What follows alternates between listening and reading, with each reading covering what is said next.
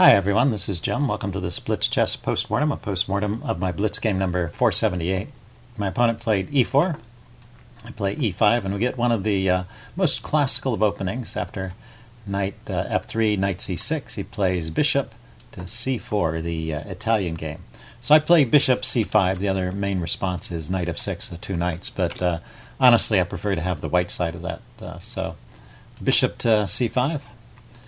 And he goes in with b4. Of course, when you play bishop c5, you have to always be prepared for the Evans Gambit. So I like to take. You can, in fact, retreat. Bishop to b6 is a playable option if you don't want to go in for the complications of the Gambit. But, well, it's fun to play, and it is technically the best move to grab that pawn. Okay, so c3 kicking the bishop. And now the modern way to play it is to retreat the bishop back to e7 or to d6. I think d6 has come into fashion recently. But the old main line is bishop back to a5. This is the way they played it in the 19th century, and it's still quite a decent way to play, although very, very tactical. So, well, it's fun if you like tactics. So he goes with d4. That's the main move. Let's back up. What else? He can castle immediately here before d4. Okay. I mean, it looks funny to play d4 immediately because there's this pin on the pawn, and you can grab here, which is the right move to just grab that. But this is all part of the plan. And then normally white castles here, offering a second pawn.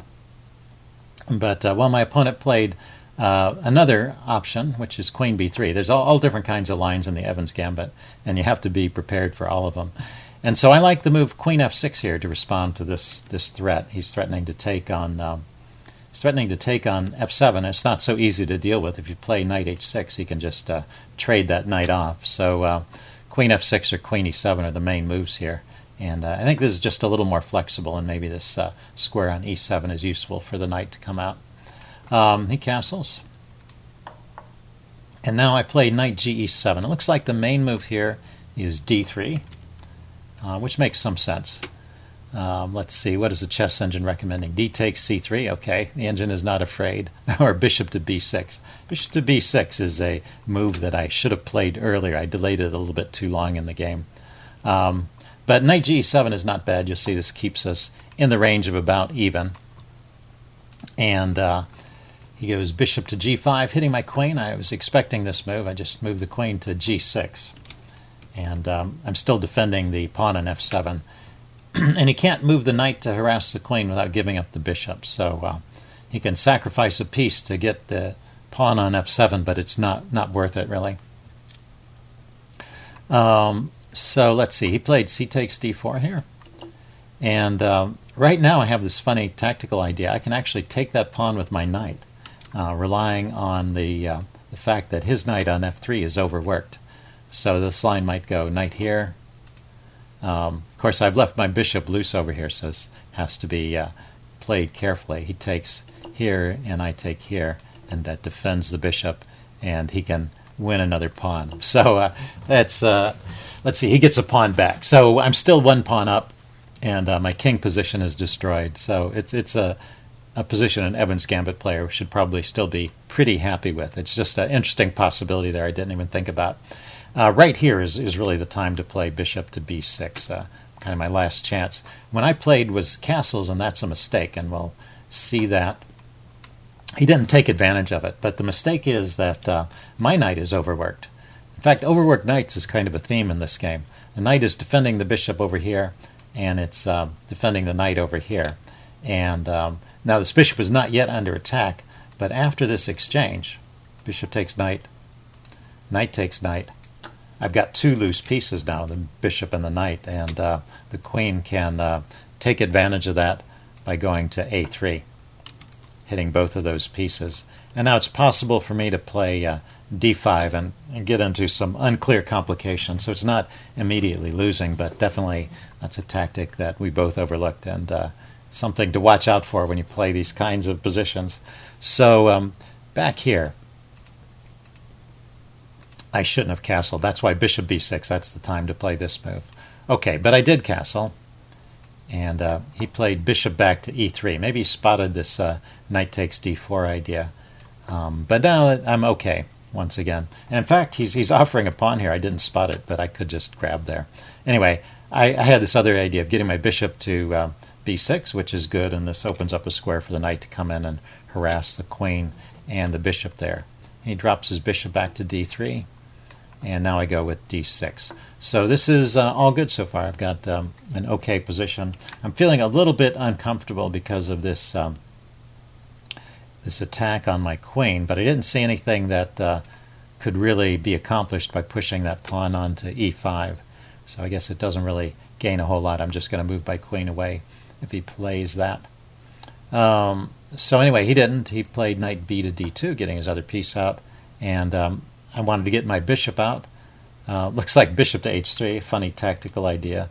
Could have been played here. Yeah, actually bishop h3 makes a lot of sense now that I think about it. Threatening mate and then forcing g3, creating a weakness. I went to g4.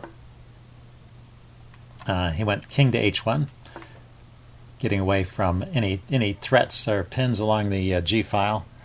And rook a to d8, so bringing my rook over to the center. I was thinking of playing d5, but really I realized later that's not working because he can always reply with e5 when I play d5. The problem is you want to play d5 when your opponent has a piece over here on c4, so if an exchange is forced. But anyway, so rook to a d8, not the best move. He goes a3, and now I make the big blunder here, and it's queen to e6. He spotted this right away. I'm just walking into a pawn fork. What's funny is that I was able to actually get back into the game after this. Let's see, I drop my queen back, and he grabs the knight. I take back. And because he sacrificed a pawn earlier and he had to lose a pawn to win a piece, I'm only down 2 pawns for the piece. But, well, he's got a good active position and he should really win from here. But in the long run, if I can mobilize these pawns, I do have some counter chances, so it's not completely hopeless. So he starts by trading off some pieces, probably not a bad idea, and pinning this knight. I drop my bishop back to harass his queen, and then push out with d5. Oh, the engine approves of this. I was wondering if he should just play e5 here, but that does give me a mass of pawns that are not held back by any other pawns. Or if he trades, I can take back and I have a nice open file to work with. So he played knight e5, just kind of ignoring the situation for the moment and going after my my pinned knight here, and also hitting the queen. So the queen goes to d6. He takes off the knight, and let's see, was it better to take with the oh, it's better to throw in e takes d5. That's true. I get to keep these pawns. He didn't bother to exchange that. He went for the knight right away. And if he's going to take, knight takes c6 maybe is a little better than bishop takes. Okay, so bishop takes, pawn takes, and now I'm getting in the range of a playable position even by engine standards. So h3, and I pushed on with d4. Maybe c5 is a good move here. I need to mobilize these pawns. I wanted to push the d pawn forward because I didn't want him to trade it off. I wanted to keep these pawns together in a mass. But the problem is I never get in this move c5. I'll see in a few moves. He goes knight e to c4 and hitting my queen. Queen drops back to e7. And then he plays f4, starting to expand on the king's side. And right here, another example of an overloaded knight. It's kind of a theme of this game. The knight is doing 2 jobs. So he's defending this knight and defending the pawn, and I can take advantage of that by just trading off this knight. Grabbing the pawn after he takes back, grabbing the pawn, and I've equalized. So I've from a very difficult position, I've managed to come back to equality. But I missed that tactic, and in fact I play a bad move instead. I play, after he went f4, I went b5, kicking the knight.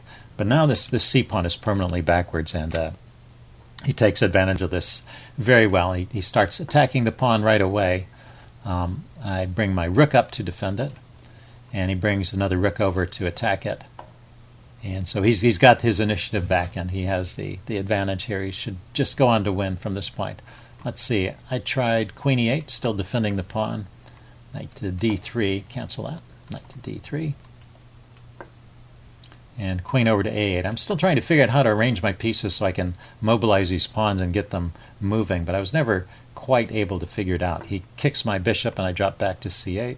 Now his knight comes forward. He's going after this advanced d-pawn, and I still can't play c4. It's unfortunate. I didn't notice when I played this move b5. I still can't play c5 because his queen has pressure on c5, and that's why pushing that pawn. One of the reasons why that was a mistake. It leaves me in this position with a backwards c pawn, and I never do figure out how to advance it. Anyway, right here I'm more concerned about stopping his knights from coming in and attacking. So I play f6 to keep him out. He goes queen b3 check, kicking my king into the corner, and now rook f to d1. Still keeping a huge advantage all the way through this part. But while I go rook e8, looking at his weak pawn here, and he drops back to defend it. Queen a7. Oh, it's my turn. Yeah, I play queen a7. Still maneuvering to get my queen into position. He goes queen b4. Go queen b6. My queen is here supporting all these pawns. Maybe I can push him forward. But now he has time to put his queen here on c5 and just sort of manually stop me from ever advancing that pawn. Let's see, I try bishop b7 here. And he goes knight takes d4. And knight takes d4 actually, once again, lets me back in the game. He should take with the rook. The problem with knight takes d4 is that after I trade queens, I can play rook e to d8, and there's a pin on that knight, and so I'm getting my piece back. Let's see, he should play a4 to undermine my pawns. He plays knight to g4, and now I'm just a pawn up. Although, my piece, you have to recognize that this is still a very bad bishop, so it's tricky for me to cancel that. He traded rooks here. It's tricky for me to figure out how to actually advance in this position. He's still got this pressure on my c-pawn, and my bishop is still kind of a sad-looking piece with not many squares to go to. Anyway, he pushed on with e5 here. And right here, this is one of several times I had the opportunity to play the move rook to d5, which would be the best way to take advantage of this. I took back here, and now he should take with the rook, but he took with the knight, giving me a second chance to play rook d5. This is just a good move. If I can get rid of his rook, I'll show it in this position. If he drops his rook back, he's going to lose a piece, so he has to take. And then, he's got some checks with the knight.